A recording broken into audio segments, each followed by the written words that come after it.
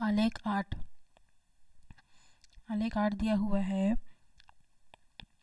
मूलधन 100 रुपये पर 10% वार्षिक ब्याज की दर से 1, 2, 3 व 4 वर्ष के लिए साधारण ब्याज ज्ञात कीजिए। मूलधन कितना है? 100 रुपया और 10% उस पर वार्षिक ब्याज है। समय व साधारण ब्याज के बीच आलेख बनाकर देखिए कि समय के साथ साधारण ब्याज के किस प्रकार परिवर्तन हो रहा है। समय के साथ साधारण ब्याज में किस प्रकार से परिवर्तन हो रहा है। साथ ही निम्नलिखित प्रश्नों के उत्तर दीजिए। बताना है कि एक्स अक्ष पर आपने किस आंकड़े को चुना, वाई अक्ष पर किस आंकड़े को चुना और एक्स अक्ष और वाई अक्ष पर आंकड़े दर्शाने के लिए आपने क्या पैमाना चुना, ये भी हमें दर्शाना है। हमें दिया है मूलधन 100 रुपये और दर 10% पर साधारण ब्याज क्या होता है? सूत्र मूलधन गुणित दर गुणित समय बटे 100 साधारण ब्याज निकालना है। ठीक है, तो मूलधन व दर को स्थिर रखते हुए समय का मान 1 साल, 2 साल, 3 साल और 4 साल के वर्ष रखने पर होने वाले ब्याज को निम्नानुसार सारणी में दर्शा सकते हैं। समय वर्षों में 4 वर्षों के लिए साधारण ब्याज इस सूत्र में रख करके मूलधन और दर को रख करके हमें साधारण ब्याज इन सालों के लिए मिल जाएगा। ठीक है, 4 साल तक का देना है तो 0 से शुरू करेंगे, 0 साल से, है ना। 0, 1, 2, 3, 4 साल तक।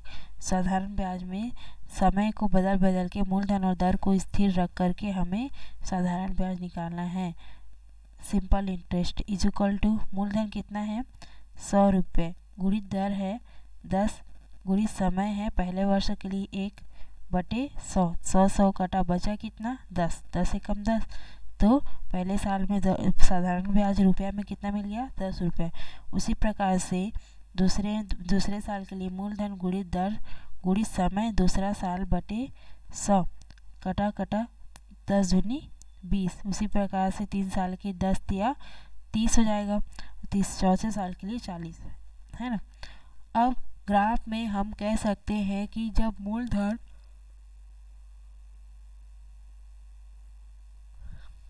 व दर स्थिर हो तब समय बढ़ने के साथ साथ ब्याज में भी निश्चित दर से परिवर्तन होता है। जैसे जैसे समय बढ़ रहा है ब्याज भी हमें अधिक देना पड़ रहा है, साधारण ब्याज। अतः एक्स अक्ष पर स्वतंत्र चर और वाई अक्ष पर साधारण ब्याज आश्रित चर चुना गया है। ठीक है, अतः एक्स अक्ष पर पहला प्रश्न क्या था? एक्स अक्ष पर क्या चुना गया है? एक्स अक्ष पर समय जो कि स्वतंत्र है और आश्रित कौन सा है? साधारण ब्याज, क्योंकि समय पर ही डिपेंडेंट है कौन? साधारण ब्याज। इस वजह से जो इंडिपेंडेंट होता है, स्वतंत्र होता है, उसे एक्स अक्ष पर दर्शाते हैं, एक्स एक्सिस पर, और जो डिपेंडेंट होता है, जो आश्रित होता है, उसे वाई एक्सिस पर दर्शाया जाता है, वाई अक्ष पर।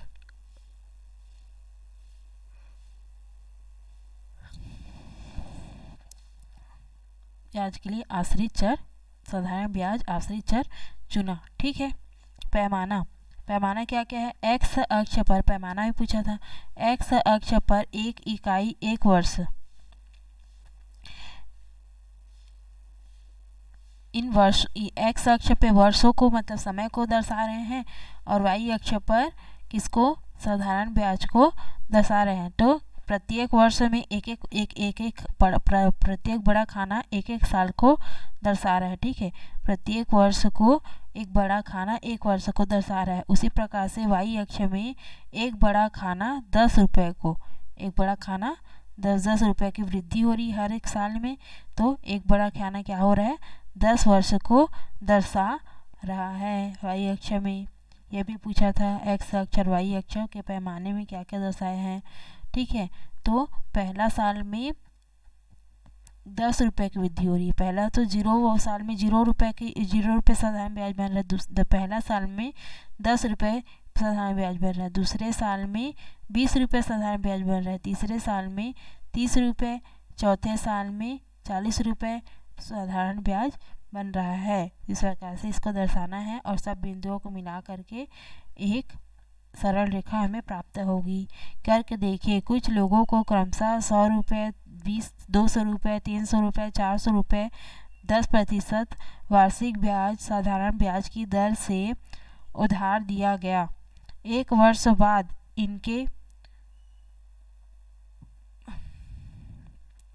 इनसे मिलने वाले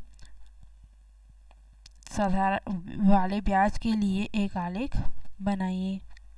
मूलधन बदल रहा है ना, और दर वही है 10 रुपये वार्षिक साधारण ब्याज की दर से।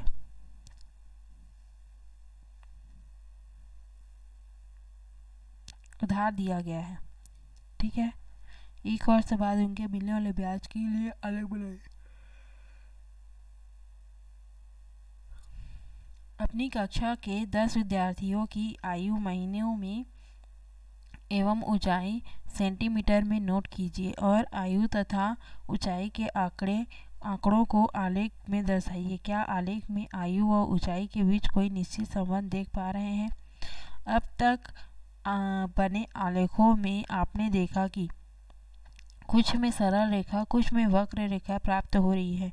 क्या आप बता सकते हैं कि ऐसा क्यों हो रहा है? यह स्पष्ट है कि आलेख रेखा की आकृति उसमें निरूपित राशियों के बीच संबंध पर आधारित है। यही संबंध रेखा की आकृति को निर्धारित करता है।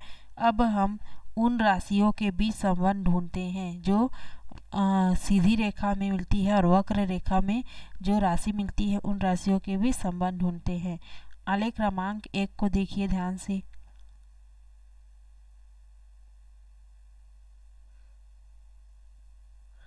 यहाँ पर ये आलेख क्रमांक 1 है जो सबसे शुरू में हमने पढ़ा था, कपड़ों और चुकाई गई कीमत। तो आलेख क्रमांक 1 में कपड़े की लंबाई मीटर में x अक्ष में दर्शाए थे और चुकाई गई कीमत को रुपयों में y अक्ष में दर्शाए थे, है ना। तो 1 मीटर का मूल्य था 25 रुपये, 2 मीटर कपड़े का मूल्य था 50 रुपये, 25 रुपये का एक मीटर में बढ़ रहा था। तो x1, x2, x3, x4, x5 क्या है? 1, 2, 3, 4, 5। उसी प्रकार से y1, y2, y3, y4, y5 क्या है? 20, 25, 50, 75, 100 और 125 रुपये। यहाँ स्लोप या फिर ढाल के सूत्र से y2 minus y1 upon x2 minus x1 करने पे y2 का मान क्या है? 50 माइनस y1 25 अपॉन 2 माइनस 1। तो 25 में 50 में 25 माइनस किए तो क्या आया? 25। 2 में 1 माइनस किए तो 1। इसी प्रकार से y2 y1 के लिए देख लिया, y3 माइनस y2 एक को एक दूसरे से माइनस किया जा रहा है, इससे इसको माइनस किए। अब y3 से y2 को x3 को x2 से माइनस करेंगे। तो सबका स्लोप क्या हो रहा है? यहाँ पे m का मान क्या आ रहा है? बराबर आ रहा है। उसी प्रकार से y5 माइनस y4 और x5 माइनस x4 करने पे भी 25/1 इज इक्वल टू 25 ही आया।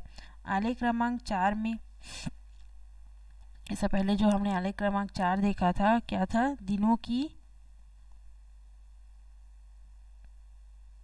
संख्या से क्या और बचे हुए चावल की दर।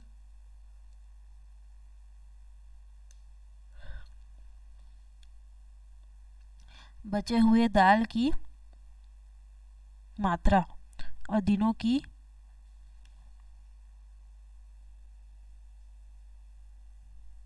संख्या। बचे हुए दिनों की संख्या है और बचे हुई दालों की मात्रा किलोग्राम में। इस प्रकार से एक आलेख प्राप्त हुआ था हमें। 5वें दिन से शुरू किए थे। 5वां दिन में 1 किलोग्राम पहला दिन में कितना 500 ग्राम चावल बन जा रहा था तो बचा कितना 3.5 ग्राम, है ना। उसी प्रकार से दूसरे दिन में 1 केजी दाल बन गया तो बचा कितना 3 केजी, 4 केजी था। तो उसी प्रकार से ये आलेख हमें 4 में प्राप्त हुआ था। अब इसमें भी देखते हैं y2 minus y1 upon h2 minus x1 करने पे इसमें y2 कौन सा होगा, ये, इसके बाद ये दूसरा वाला y2 माइनस y1 मीन्स इसका मान क्या था, दूसरा वाला आलेख का x1 क्या है 2 और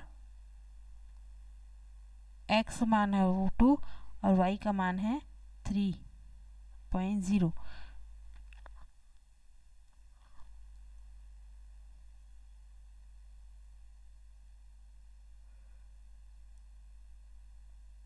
वन 3.5 2 3 है ना। तो y2 minus y1 3.5 minus 3 upon x2 minus x1,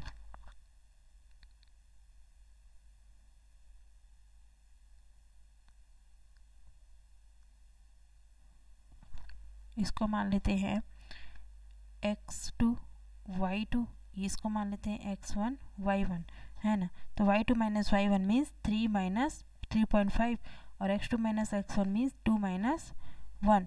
तो 3 माइनस 3.5 करने पे हमें मिला कितना, 2 माइनस 1 करने पे तो 1 मिला और माइनस 0.5। उसी प्रकार से y3 माइनस y2 करने पे y3 क्या है 3 एंड 2.5 तीसरा और 2.5। तो y3 माइनस y1 करने पे x, इसको मान लेते हैं x3 y3, है ना। तो y3 माइनस y2 क्या है y2 ये, तो 2.5 माइनस 3 अपॉन 3 माइनस 2 क्या है माइनस 0.5, ऐसा करके आएगा। तो यहाँ पे भी क्या आ रहा है मान, m का मान क्या आ रहा है, स्लोप का मान, ढाल का मान क्या आ रहा है, इक्वल आ रहा है ना। अब इसके बाद आलेख क्रमांक 5 देखते हैं। आलेख क्रमांक 5 जो हमने पहले पढ़ चुका है उसमें क्या था, वर्ग की भुजा की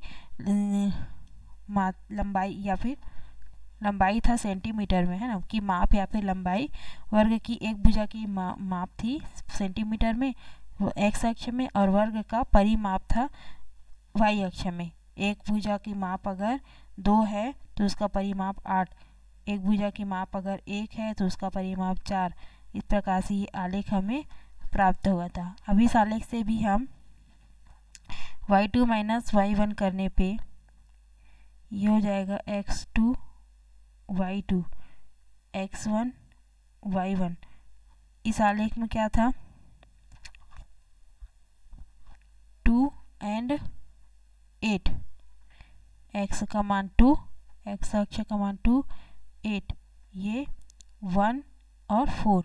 तो 8 माइनस 4 2 माइनस 1 क्या है 4। उसी प्रकार से y3 माइनस y1 करने पे ये 3 है और 12, 3 एंड 12। तो 12 माइनस 8 और 3 माइनस 2 x3 माइनस x2 करने पे, है ना।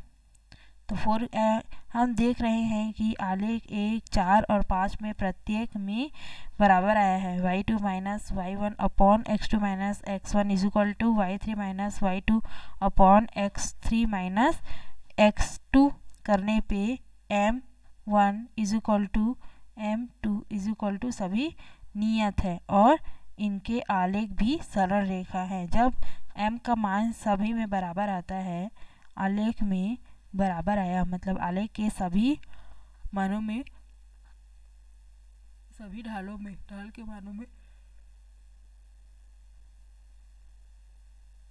इक्वल है सब, है ना। तो ये आलेख क्या होते हैं, नियत होते हैं। इनके आलेख भी सरल रेखा है और सरल रेखा में है तो क्या कह सकते हैं कि ये आलेख क्या है, नियत है ना। इसी प्रकार से यानी यहाँ भी आलेख में, यानी जहाँ भी आलेख में y2 minus y1 upon x2 minus x1 is equal to y3 minus y2 upon x3 minus x2 is equal to y4 minus y3 upon x4 minus x3 is equal to yn minus yn minus 1 upon xn minus xn minus 1 होंगे, नियत होंगे। वहाँ आलेख सरल रेखा के रूप में होगा। नियत होंगे मतलब बराबर होंगे, तो वहाँ आलेख क्या होगा, सरल रेखा के रूप में होगा। इस प्रकार के आलेखों में राशियों के बीच के संबंध को रैखिक समीकरण ax plus b y is equal to c या y is equal to m x plus c के रूप में दर्शा सकते हैं। क्या आलेखों में भी इस प्रकार का कोई संबंध है? आलेख क्रमांक 7 को में हम देखते हैं कि y2 माइनस y1, आलेख क्रमांक 7 क्या क्या था, ये मान था 6, 7, 8, 9 करके, है ना, पूर्वाह्न और अपराह्न के लिए, है ना। तो पूर्वाह्न में तापमान बढ़ता है लेकिन अपराह्न में घटने लगता है। तो ये आलेख हमें एक वक्र के रूप में प्राप्त हुआ था आलेख क्रमांक 7 के लिए, है ना। तापमान और समय के अनुसार ये हमें मिला था आलेख, ठीक है। तो y1 क्या है, x1 और y1 का वैल्यू क्या है यहाँ पे 6 and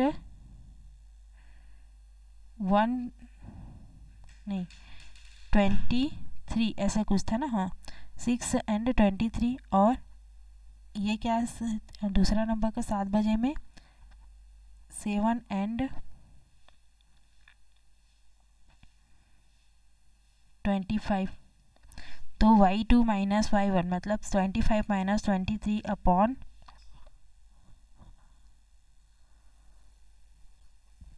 7 minus 1 x2 minus x1 करने पे क्या मिला था 2/1, है ना। उसके बाद देखते हैं y3 minus y2 upon x3 minus x2 करने पे सबका मान रखने पे 2.5/1। उसके बाद इसमें भी 1.5/1 इत्यादि। स्पष्ट है कि y2 minus y1 upon x2 minus x1, x3 minus y3 minus y2 upon x3 minus x2 और y4 minus y3 upon x4 minus x3 इस प्रकार इसका संबंध है का संबंध आप आलेख क्रमांक 6 में भी देख सकते हैं। ये सब क्या है, बराबर नहीं है, एक दूसरे के बराबर नहीं है। इस प्रकार का संबंध आप आलेख 6 में भी देख सकते हैं। आलेख 6 में भी हमें एक वक्र आलेख प्राप्त हुआ था।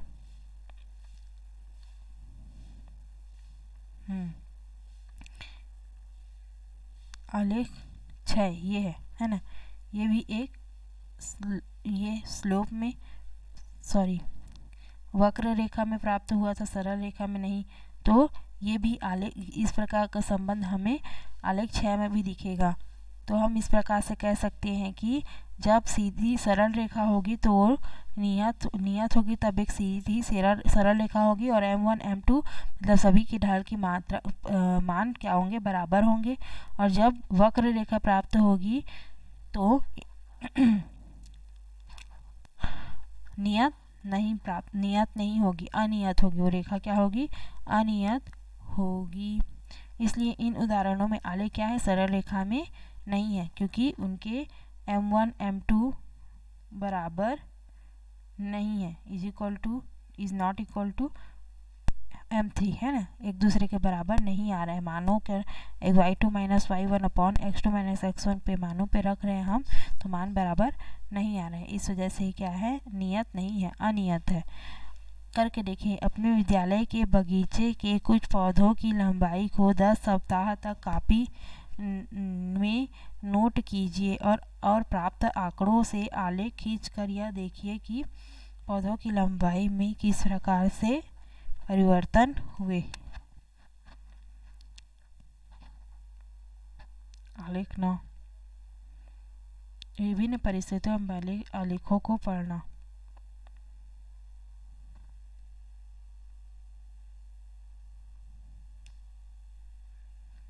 उदाहरण 1, उदाहरण 2, आलेख 10 दिया हुआ है। फिर प्रश्नावली 1, विभिन्न परिस्थितियों में आलेख को बने हुए आलेख को पढ़ना। अब हम विभिन्न उदाहरणों की सहायता से आलेख को पढ़ना, समझना और उनका विश्लेषण करना सीखेंगे। उदाहरण 1 दिया हुआ है और आलेख 9 को देखना है। उदाहरण 1 में 2 गमलों ए और बी में 2 अलग अलग प्रकार के पौधे लगाए गए हैं जिनकी ऊंचाई 5 सप्ताह तक हर सप्ताह के अंत में मापी गई है। इन मापों को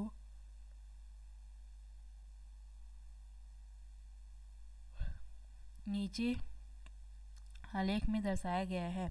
आलेख की सहायता से निम्नलिखित प्रश्नों के उत्तर दीजिए। 5वें सप्ताह के अंत में दोनों गमलों के पौधे की ऊंचाई बताइए और कौन से सप्ताह में गमले ए से के पौधे की ऊंचाई में सबसे अधिक बढ़ोतरी हुई और कितनी। चौथे सप्ताह के अंत में गमले बी के पौधे की ऊंचाई कितनी थी, ये हमें बताना है। पहले तो ए और बी अलग अलग प्रकार के पौधे लगाने हैं, 2 अलग गमलों में, है ना। समय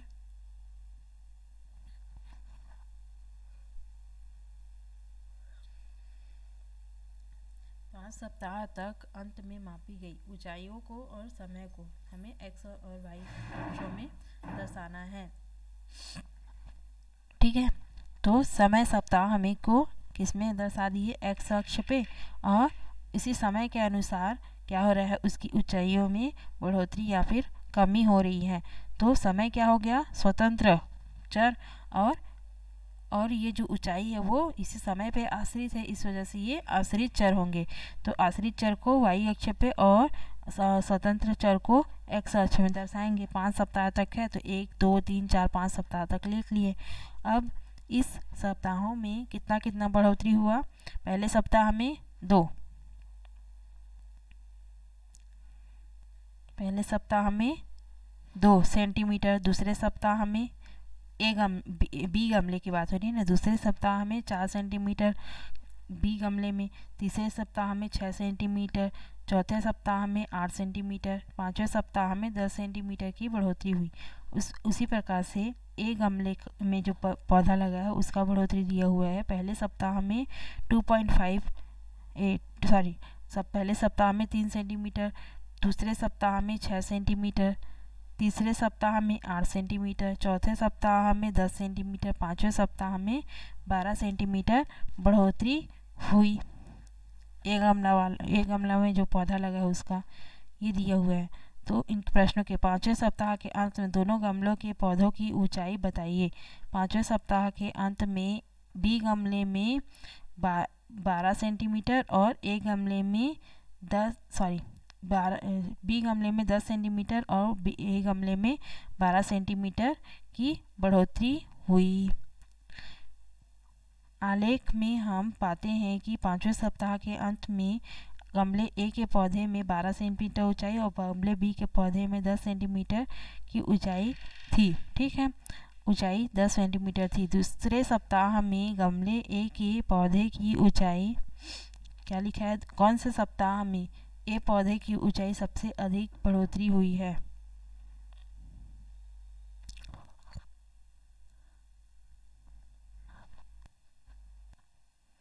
कौन से सप्ताह में गमले ए के पौधे की ऊंचाई में सबसे अधिक बढ़ोतरी हुई और कितनी।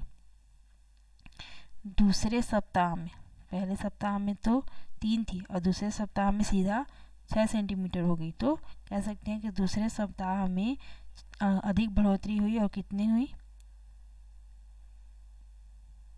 3 सेंटीमीटर की बढ़ोतरी हुई। यह बाद के किसी अन्य सप्ताह में हुई बढ़ोतरी से ज़्यादा थी। अब उसके बाद तीसरा प्रश्न दिया हुआ है, चौथे सप्ताह के अंत में गमले बी की ऊंचाई कितनी थी। चौथे सप्ताह के अंत में गमले बी की ऊंचाई 8 सेंटीमीटर थी। गमले बी के पौधे की ऊंचाई 8 सेंटीमीटर थी। इस प्रश्नों के इस प्रकार से हमें उत्तर देने हैं। उदाहरण 2, एक 2020 मैच के दौरान 2 टीमों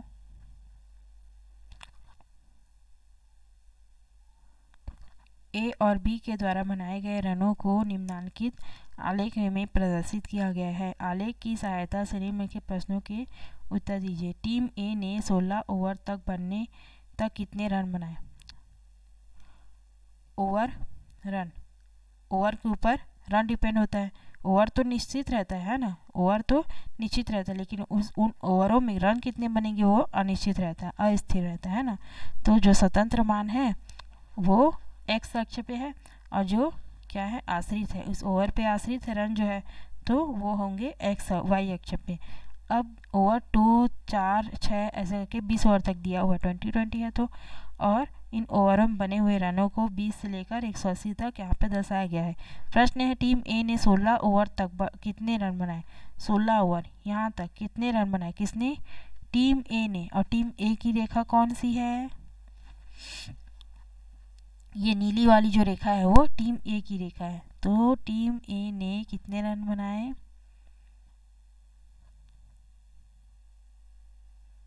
16 ओवर में 126 रन, यहाँ पे लिखा है 126 रन। टीम ए ने 16 ओवर में 126 रन बनाए। उसके बाद दूसरा क्वेश्चन है कि इस अंतराल के दौरान टीम ए और टीम बी के रन बनाने की दर सबसे अधिक थी। किस अंतराल के बाद,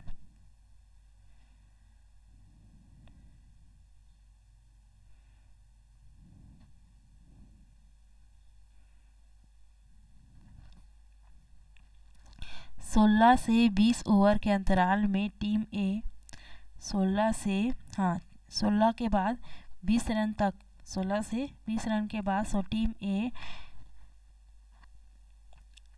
और टीम बी के रन बनाने की दर सबसे अधिक थी। ठीक है। उसके बाद तीसरा प्रश्न है किस अंतराल के दौरान टीम ए और टीम बी के रन बनाने की दर सबसे कम थी। 8 रन, 1 मिनट, 4 रन, 4 से 8 के ओवर के अंतराल में टीम ए और के रन बनाने की दर सबसे कम थी तथा टीम बी के रन बनाने की दर 8 से 12 ओवर के अंतराल में सबसे कम थी। 8 से 12 ओवर में सबसे कम थी। उसी प्रकार से टीम ए का जो है वो 4 से 8 के बीच में था, है ना। अब इसके बाद है चौथा प्रश्न, 8वें ओवर के पश्चात टीम ए और बी के रनों में कितना अंतर है। 8वें ओवर के पश्चात, 8वें ओवर के बाद कितना रन कम है। 8वें ओवर के बाद टीम ए ने 12वें ओवर में कितना बनाया है, 84, और टीम बी ने 98। 8वें ओवर के पश्चात टीम ए और टीम बी द्वारा बनाए गए रनों में अंतर कितना था, 6 था। 84 और 98, 84।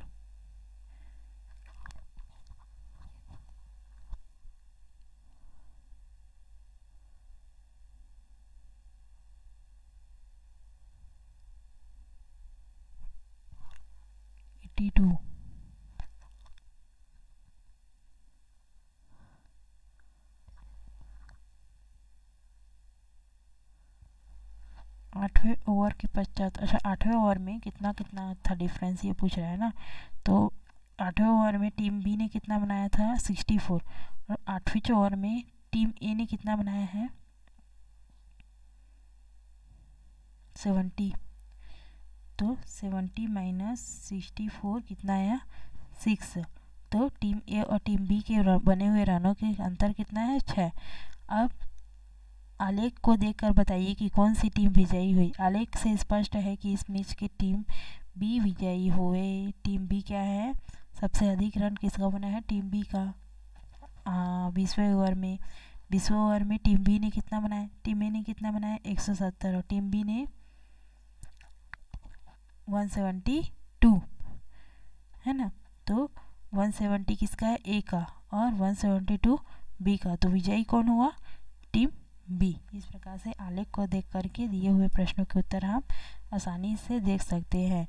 इसके बाद है करके देखें, आप भी अपने मित्रों के साथ खेले गए क्रिकेट मैच में बनाए गए रनों को आलेख पर दर्शाइए। इसके बाद है प्रश्नावली 1, इसको हम नेक्स्ट में देखेंगे। इसमें भी पूरा ग्राफ बनाना है।